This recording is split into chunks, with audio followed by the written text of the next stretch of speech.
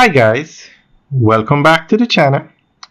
Today we are out in St. Thomas and we're looking at the Southern Coastal Highway.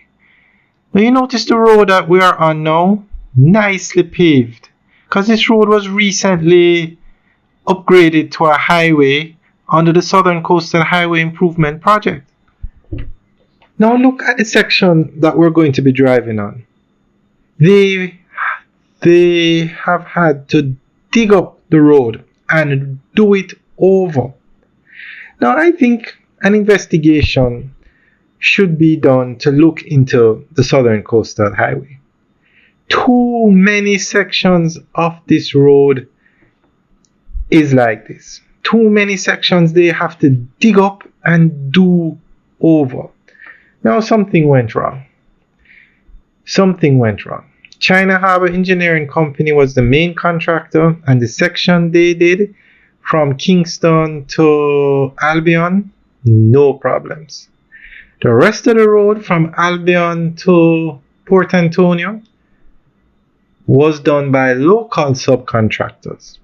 This section we're looking at was done by a local subcontractor, and they have to do over the road. And this is not the only section. So many sections of this road has had damage, or so many sections are damaged, and they have to do over the entire road or sections of the road. I think the government needs to open an investigation as to what happened, because this can't keep happening. I mean, too many times.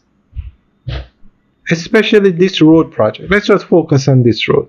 Too many sections of this road have been damaged, and this road has not been finished.